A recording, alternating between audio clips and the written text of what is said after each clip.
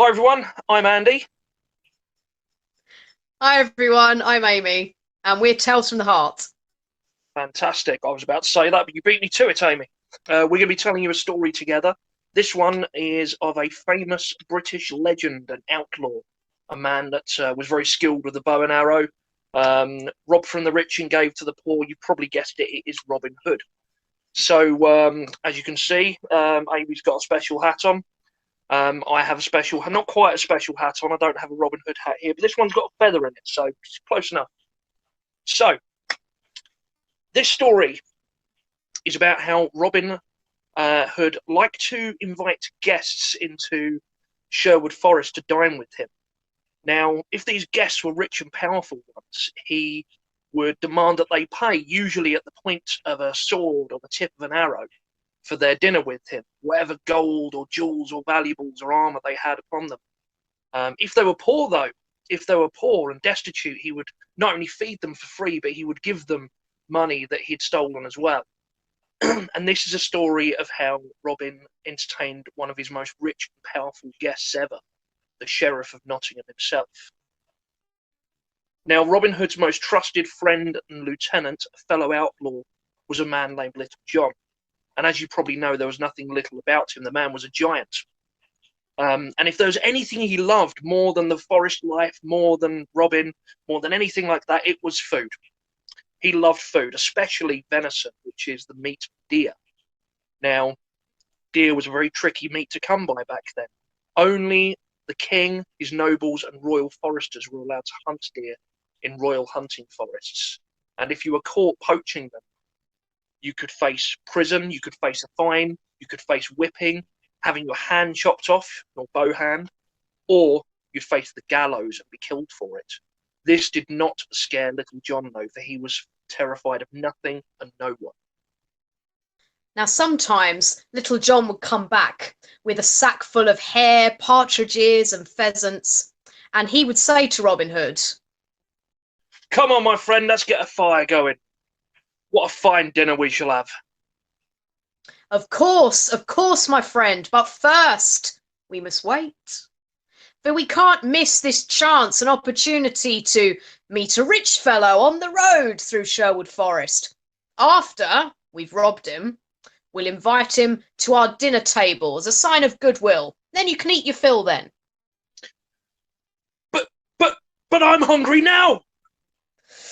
Oh dear. For you see, when Little John was hungry, he became very bad-tempered indeed.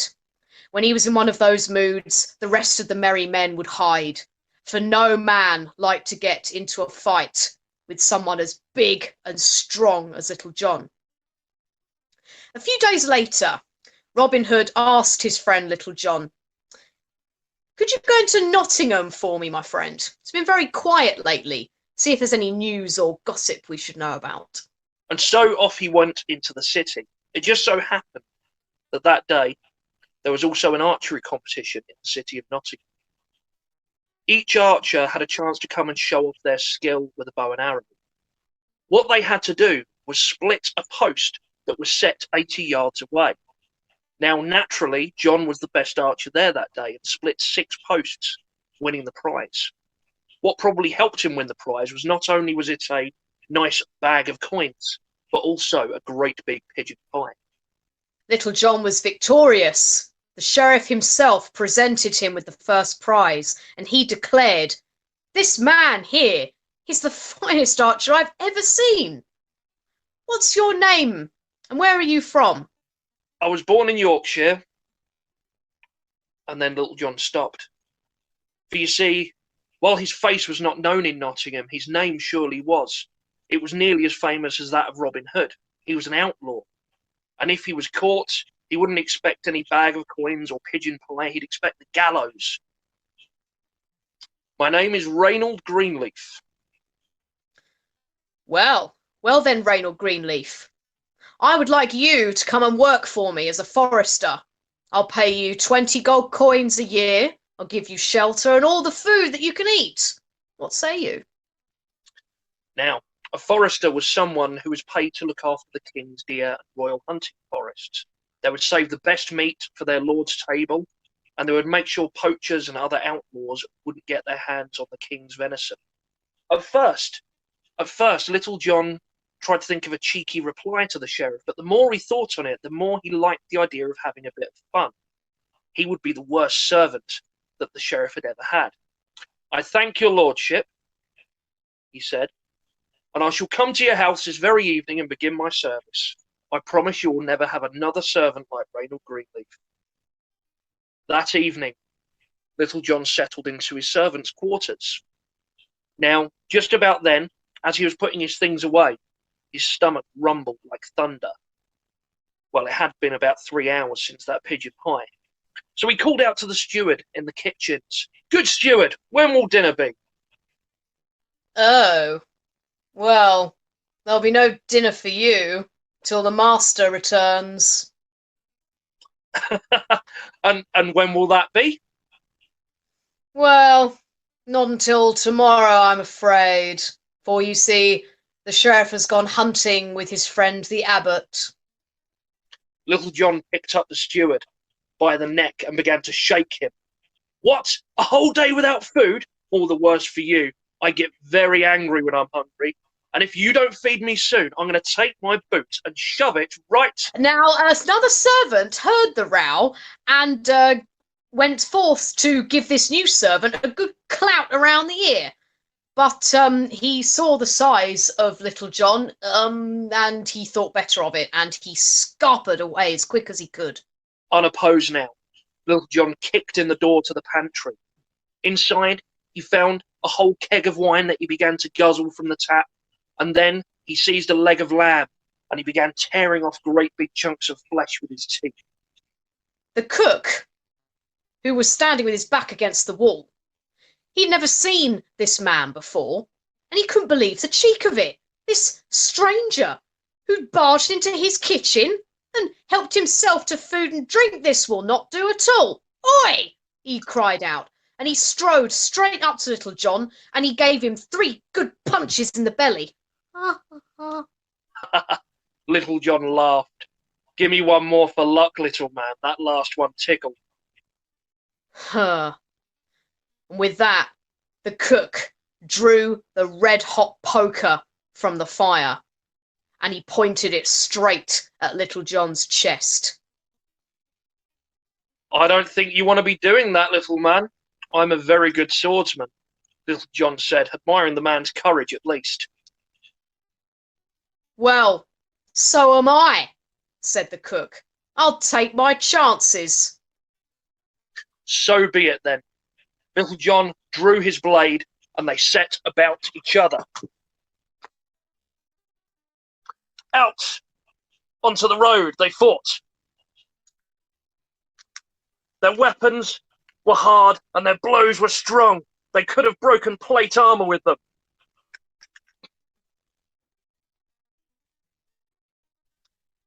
The clashing of steel made so much noise, you would have thought 2 whole armies were in battle. For over an hour the men circled and fought, neither one getting tired, until finally, panting, they parted. "I swear by my life," said Little John, "you are the best swordsman I've ever fought. If only you could shoot a bow as well." As a matter of fact, I can, actually. I was in the archery contest today. I lost by 2 measly points to some great big oaf called Reynold Greenleaf. I don't know. Little John laughed, patting himself down and putting his hat back on. "I like you, little one. Have you got a name?" I do. Harold of Hertford. "Well then, Harold of Hertford, why don't you come with me to the Greenwood? Instead of serving the Sheriff of Nottingham, come and join Robin Hood's band of merry men. You'll have new clothes, money in your purse, and all the king's deer you can eat." Sounds all right. Set down your sword then, and then we'll be friends. As they were both hungry after the fight, they went back to the sheriff's palace and emptied the pantry of sweetmeats and treats. After that, they set about the manor house, looking for anything of value they could find. And oh, what goodies they found. Plates, caskets, silver spoons, goblets, even a great chest that was full to the brim of gold coins. And they loaded all of this onto a cart and they rode it back into the green wood. So, Robin Hood was greatly amused by the story that Little John told him of his time as servant to the sheriff, and he was very impressed with this great big cart full of loot. And just as he was admiring his reflection in a rather shiny looking plate, it suddenly dawned on him, "Oh, Little John, you know the rules, my friend. I can't eat from the sheriff's shiny plate until he is a guest at my table." Now, this did not please Little John, for he was beginning to get hungry again. But a smile soon spread across his face as he patted Robin on the shoulder and said, "Then I shall fetch the sheriff for you." And with that, Little John rode off across the forest to the sheriff's hunting lodge, where he awaited the sheriff to return from his trip. When the sheriff got back, he was surprised to see his new servant there. Well, look who it is! Reynold Greenleaf! What brings you here, my man? And so, kneeling with the most angelic look upon his face he could muster, Little John told a wondrous tale to the sheriff of how he had been walking not 5 miles away and had seen a glade full with coursing hare, with dancing rabbits, with 60 fine deer. And he thought to himself that he could not shoot one of these animals before the sheriff could come and take the first shot for himself. Well, that sounds rather exciting. Take me to it then, Reynold. I should like to see your hunting skills in action. And so Little John led the sheriff across the forest once more, not to any mythical glade full of wondrous animals, no, straight into the camp of Robin Hood and his band of outlaws. Huh. When the sheriff saw that he was surrounded by thieves and robbers, he was enraged. "Reynold Greenleaf, you have betrayed me." Little John adopted that sweet, innocent look again and said, "Master, I swear it was not my fault. If your steward had simply fed me earlier, none of this would have happened." The sheriff looked at the outlaws one by one and then back to Little John. "I should have known from the start. You're the one that they call Little John. Just you wait, you scoundrel, for you'll soon feel my wrath." "Shut up." Little John then made the sheriff take off all of his fine hunting clothes, which he made as a gift to Harold of Hertford, who gladly put them on over his greasy, thin, worn, stained, and burnt clothes. This only made the sheriff groan louder at his own foolishness.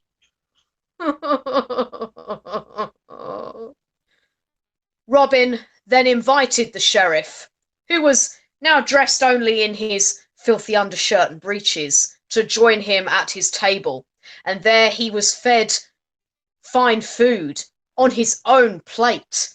Sweet wine filled his own goblet. It was a fine feast, to be sure, but the sheriff had rather lost his appetite. For next to him was his former cook on one side, and on the other was his servant, Reynold Greenleaf. And looking around at the band of merry men and the glares and looks they gave him, he didn't think he was going to be making it out of Sherwood Forest alive. Robin had noticed the glumness on the sheriff's face. "Cheer up, Lord Sheriff," he said. "I will give you your life. You could even stay with us for a little longer and learn the ways of the outlaw. I think you'd enjoy it." "No way! Better in the morning you cut off my head." "Well, better in the morning. I imagine you'll go free. But first you must swear an oath." For a year and a day, you must do no harm to me or any of my merry men. Ha! Not on your life, Hood. You'll just have to kill me in the morning. The sheriff was far, far too proud to agree to an oath to such a promise as that straight away. But after a night spent as a guest of Robin Hood, being jeered at by the merry men half the night, and then for the other half being used as a pillow by Little John, to the sound of his monstrous snoring. Finally, in the early hours, the sheriff gave in. All right, I'll swear your stupid oath. I swear that for a year and a day, I shall be Robin Hood's best friend, bestest best friend, and no harm shall come to him or any of his merry men.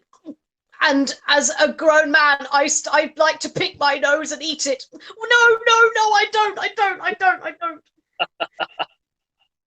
And when the oath had been sworn, the sheriff was sent on his way home, riding not on his fine horse, which had been kept by the merry men, no, on the back of a donkey, just wearing his undershirt and breeches still, to the laughter of the merry men. And with the addition of Harold of Hertford to their ranks, not only did the size of Robin Hood's band grow, but so fine a cook was he, as well as an archer and a swordsman, well, their waistbands grew quite a bit as well. And that, my friends, is the story of when the sheriff came to tea. Thank you very much. Thank you.